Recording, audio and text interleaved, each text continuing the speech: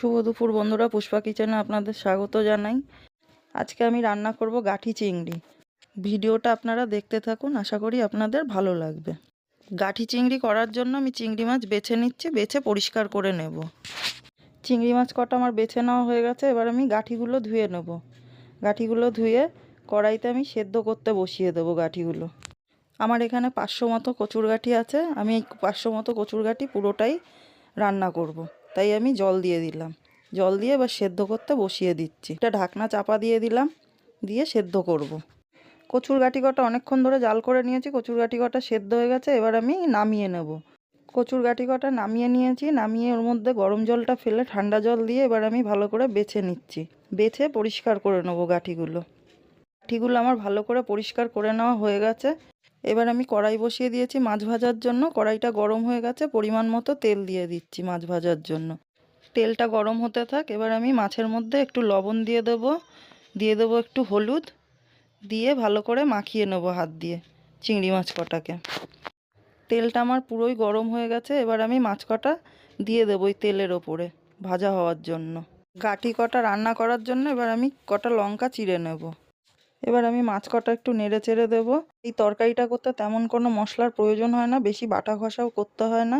দেখুন আমি কতগুলো লঙ্কা চিড়ে নিয়েছি। আমার মাছ কটাও সুন্দর করে ভেজে নেওয়া হয়ে গেছে। এবার আমি মাছ কটাকে নামিয়ে নেব কড়াইয়ের থেকে। আমার মাছ কটা নামিয়ে নেওয়া হয়ে গেছে। এবার আমি কড়াইয়ের মধ্যেই মাছের তেলের মধ্যেই আর অল্প একটু তেল দিয়ে দেবো। দিয়ে তেলটাকে একটু গরম করে নেব। হাতে কটা রাঁধুনি একটু ডলে ফোড়নে দিয়ে দেবো। ফোড়নটা দিয়ে একটু নাড়াচাড়া করে নেব। ভালো করে নাড়াচাড়া করে ফোড়নটা একটু ভেজে নেব। ফোড়নটা আমার ভালো করে ভেজে নেওয়া হয়ে গেছে। এবার আমি লঙ্কা কটা দিয়ে দেবো ফোড়নের ভিতরে। দিয়ে একটু ভালো করে নেড়ে চেড়ে লঙ্কাগুলোও ভেজে নেব ভালো করে। এবার ওই লঙ্কার মধ্যেই দিয়ে দেবো 2 চামচ হলুদ আর স্বাদ অনুসারে লবণ। লবণটা আপনারা বুঝে দেবেন। লবণ হলুদ দিয়ে একটু নাড়াচাড়া করে নিতে হবে। একটু নাড়াচাড়া করা হয়ে গেলেই ওর মধ্যে দিয়ে দেবো সেই বেছে রাখা গাঠিটা। দিয়ে একটু লবণ হলুদের সাথে গাঠিটাকে ভালো করে মিশিয়ে নিতে হবে। একটু ভাজা ভাজাও হয়ে যাবে, মিশেও যাবে। বন্ধুরা, আমার ভিডিও আপনাদের কেমন লাগছে যদি ভালো লাগে আমাকে কমেন্টে জানাবেন এবং একটি লাইক করে দেবেন। সাবস্ক্রাইব করে আমার চ্যানেলের পাশে থাকবেন।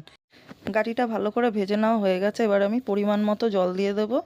জল দিয়ে ভালো করে গাঠিটাকে ফুটতে দেবো। এবার আপনারাও এইভাবে বাড়িতে একদিন করে দেখবেন, খুব ভালো হয় খেতে। গাঠির তরকারিতে দেওয়ার জন্য আমি কটা ধনেপাতা কুচিয়ে নেব ভালো করে।